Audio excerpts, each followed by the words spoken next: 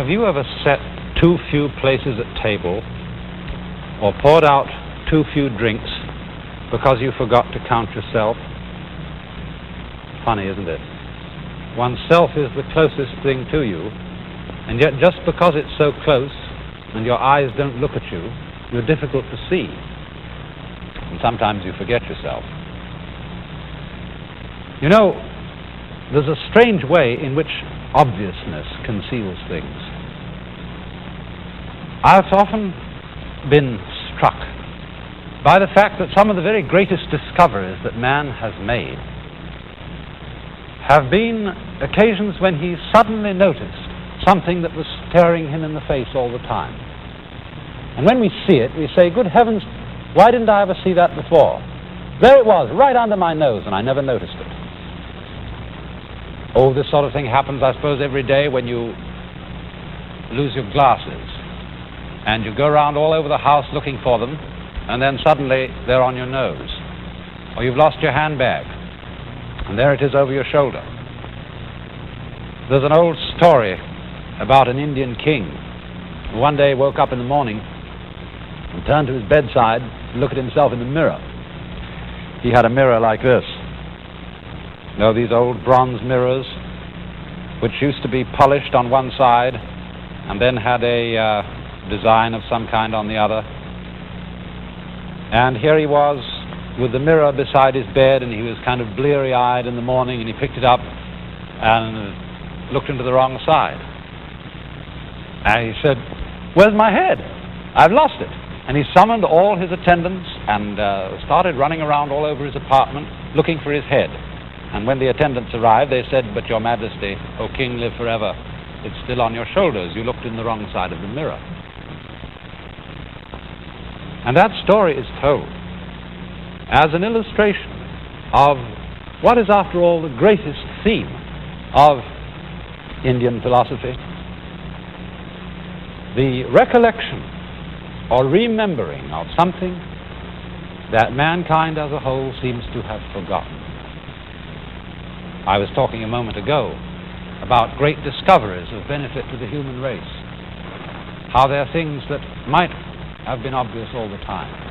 Supposing there was a very greatest discovery, something that would really set the heart of man at peace, and it's the most obvious thing there is, and nobody is noticing it at all.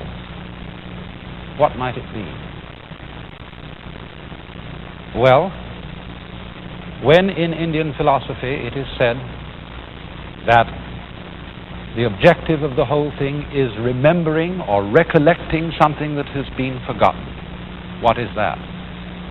It means remembering who or what we really are. Well, of course, if we say, well, who am I? We say, well, I'm a person. Well, what is a person? Here is a person. A person is originally an actor's mask, whether for an ordinary dramatic performance or a ritual performance. And in the Greco-Roman world, these masks were called persona. For the word persona means that through which there comes sound.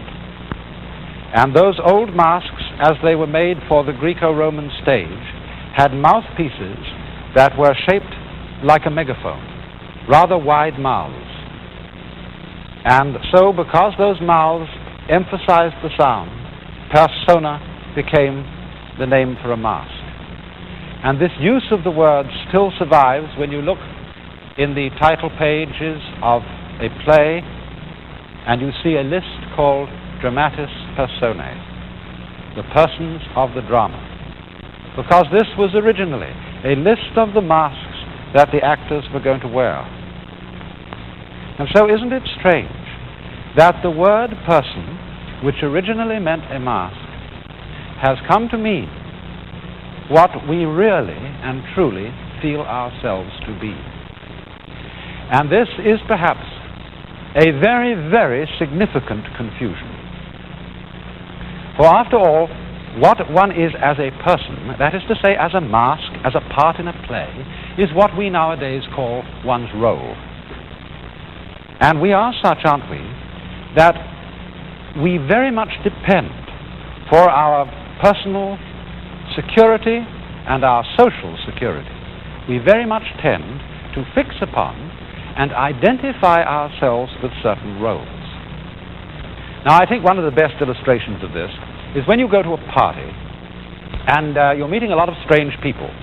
When your hostess introduces you to each other, she always gives some little indication in her introduction so that another person can identify your role. She says, "Oh, I do want you to meet Mr. Smith. Mr. Smith is a painter. I do want you to meet Mr. Jones. Mr. Jones is a banker." And so Mr. Smith and Mr. Jones know who they are. But what they know is not exactly who they really are. They know what roles they play in society. And by knowing their roles, they are able to converse with each other without difficulty.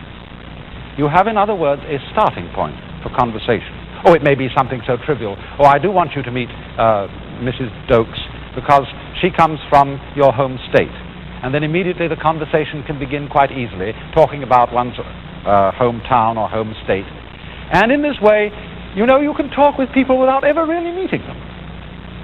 By identifying clearly with your role and playing your part, or I mean it may be some other part than banker or doctor or lawyer, it may be regular guy or buffoon or bohemian or whatever sort of role one identifies oneself with. By playing this part, you can completely conceal yourself from other people. You know, the only people who don't really need these role keys in meeting each other are children. A child has no embarrassment in going straight up to you and saying, "Oh, what a pretty face you have," or "Isn't that a funny nose you've got?" He can go right into conversation without having to meet your persona, your front, your mask. And that is, of course, why great philosophers and sages have always admired children and have in that respect tried to emulate them. So then, society encourages us, not only modern society but ancient societies, have encouraged the individual to identify himself with a consistent role and to play his part consistently. In other words, we all find that the moment in which we really make fools of ourselves, when something goes wrong, is when we act out of role. In other words, my role at the moment is being a speaker on television and talking to you. And I would be considered to flub the show if suddenly I acted out of role and did something that simply speakers don't do. And if I did this unintentionally, I would feel embarrassed because my role had slipped. Now, in Indian society, the roles that people play are what we now know as their castes. In old Indian society, there were 4 principal castes: the priests, the warriors and rulers, the merchants, and the laborers. Rather much as in medieval European society, there were lords spiritual, lords temporal, commons, and serfs. And then within each one of these caste groups, there were many subdivisions corresponding to the various vocations that people adopted.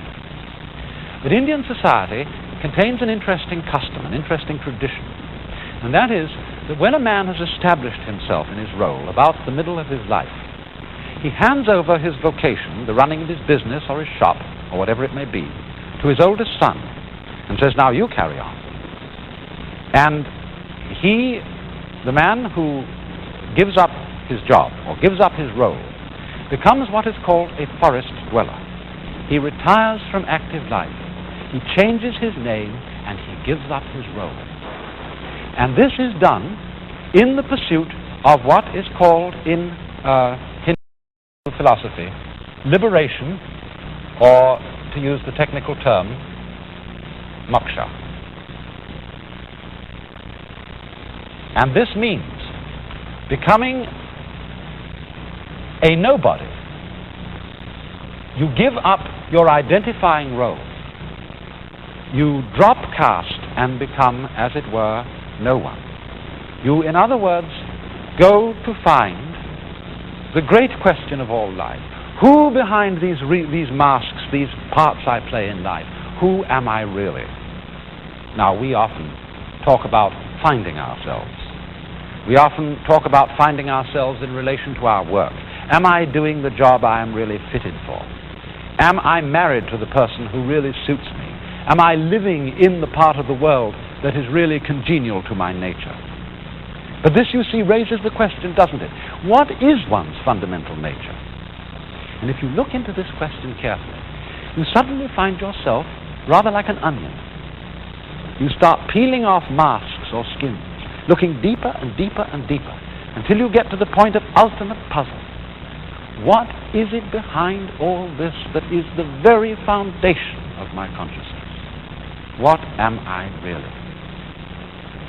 And in Hindu philosophy, the answer to that question is always, behind all the many masks of the world, be they masks of men or masks of animals or plants or stars or mountains, there is one actor. There is the supreme self of the universe, which is called Brahman. Brahman, in its personal form Brahma, but Brahman is the name thus accorded to the one actor playing all the different personae or parts. And the deepest self in man, the one who is under all those onion skins really us, is called Atman, meaning the self. And the great formula of Indian philosophy is Atman is Brahman. You are not really this role, this mask, whether it be the social mask or the mask of skin over one's body. What you are fundamentally is the Brahman. And so comes this formula which sums up the whole inner doctrine of Hinduism. Excuse me, I've started to write it the wrong way. We'll begin over here. Tat. That means that. Tvam, thou, asi, art.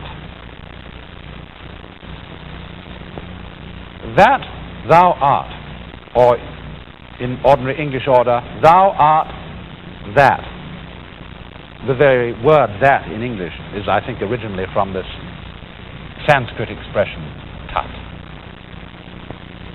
And this is, in a way, the best word that can be used for the underlying reality of the world.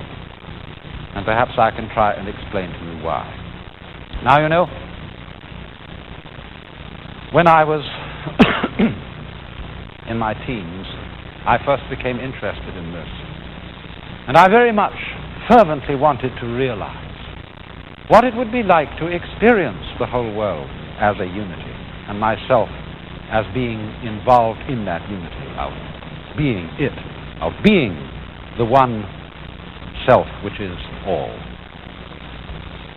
And at first I thought, well, I suppose this is a state of consciousness which, if one realized it, all the distinctions and outlines of things would disappear. The whole world would kind of go blah into a great sea of cosmic jello like this. Or else, I thought perhaps that it wouldn't be quite like that, but maybe everything would become suffused with a kind of omnipresent interior light, something like this. And but I couldn't make it happen that way. And you know, it was strange. There was one thing in my experience, I was living in London in those days, which really stuck in my craw. One thing that I just couldn't make disappear into this jello or this infinite continuum of the one ultimate reality, the true self behind everything. And that happened to be a London taxi cab. I wonder if you've ever seen a London taxi cab. They used to look like this.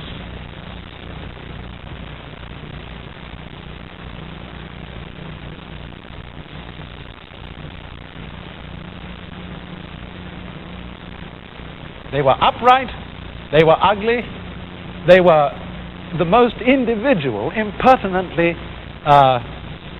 definite things you could imagine. And I could not make these silly gadgets, which I saw all around me, disappear into the one.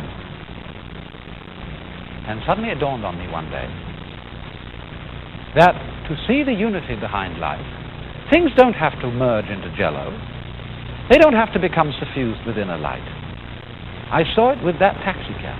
I saw that taxicab, by being the very upright, impertinent, stupid-looking thing that it is, precisely as taxicab, it manifested the one underlying reality. In other words, this is not a question of imposing upon the world of differences some abstract conception of unity in your mind. You don't have to go around saying to yourself, now, don't get fussed, don't be disturbed, be at peace, all things are fundamentally one. You don't have to do that at all. You have to see the secret, that it's the very differences of things, the very individuality of things, their prickly personal reality that manifests, that shouts out, that advertises the underlying unity. You remember perhaps that in a previous program I was talking to you about the contrast of figure and background. And we saw what happened to my figure when the background disappeared. And we were getting from that the idea that it's precisely the difference between the figure and the background that makes us able to see both the background and the figure. There is, in other words, a hidden unity underlying these contrasts. And so then, it is through seeing the fact that the differences themselves are the unity that we come to an inward, clear realization of, after all, the thing that we've forgotten.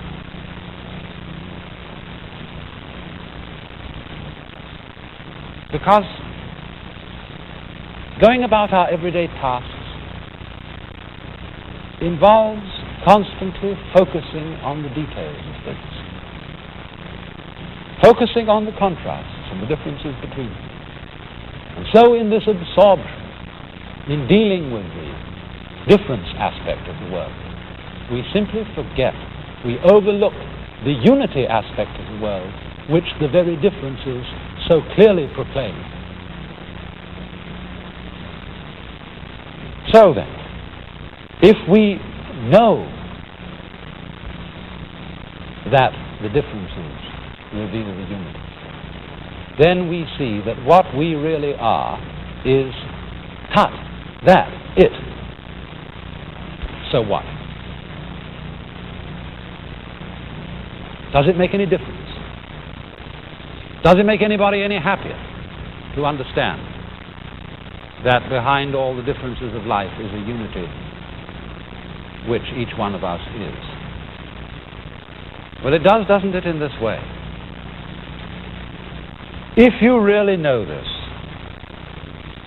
you come to a point where nothing can faze you. For you know that you aren't anymore just the fragmented individual. You know that what you are deep down at the very center is something beyond time and change, the eternal Atman, the self of the world. Now, of course, that just doesn't mean that you become, insensitive. It doesn't mean that you go beyond human emotions, that you're no longer ever afraid, no longer sad, no longer loving other people because you see it's all one, and so it doesn't make any difference. It's not like that. In Buddhism, they say, our object is not to make stone Buddhas, but living Buddhas. A stone Buddha is a symbol of what we might call an ultra-stoic, a person who so represses his fears and his emotions that he doesn't have any left. And they say, well, if that's your idea of a sage, a rock will do just as well. It doesn't mean that. It means rather that you're no longer afraid of being afraid. You're no longer afraid of grief, of pain, of being sensitive. You're no longer afraid, in other words, to go into life with total zest. In other words, when we say you're not fazed by anything, it means you don't block. Blocking, you know, is always difficult to overcome. Just about the time of year when we have to do a lot of figuring, say, to work out our income tax. Don't you notice sometimes when you're adding columns of figures that there are certain combinations, like it may be 9 and 7 or something like that, at which you block? And this annoys you. Every time you reach this combination, you think, oh, yes, 9 and 7 is, 1, 2, 3, 4, 5, 6, 9. Yes, oh, 13. And you block. 9 and 7 aren't 13 anyway, you see. You see how it is. Well, anyway, what happens? If you get annoyed that you block at it, you block at blocking, and then it gets worse and worse and worse. But if you don't get annoyed at it, you say, oh, well, I'm going to block anyway, and you don't resist the fact that you block, it's okay, and you'll eventually stop blocking. So, in this way, too, it isn't a question of a state of mind which enables us not to be afraid at all, of not to be sad at all. It's a state of mind in which we don't block at being afraid. We are not afraid of fear. And so, as I said, this enables one to go into life with a certain kind of zest. Once upon a time, there was a Chinese Buddhist master. One of his disciples asked him the question, what is the Tao? You know, I've used that word before, T-A-O. Tao means the way of nature, in one sense. It has almost the same meaning as Brahman. It is the same one reality underlying the whole universe. Also, Tao means a way of life, a way of behaving, a way of conduct. So both meanings were involved in his question. What is the ultimate reality? What is the way of conduct by which one comes into accord with it? And the teacher answered him in 2 words. Walk on. Oh no, it's almost like a policeman when he comes out and there's a crowd hanging about the street. He says, come on now, keep moving, keep moving. For after all, keeping moving in this sense is keeping alive. Keeping things circulating. Not hoarding, not blocking. Not, as it were, getting clots of blood in one's psychological and spiritual arteries.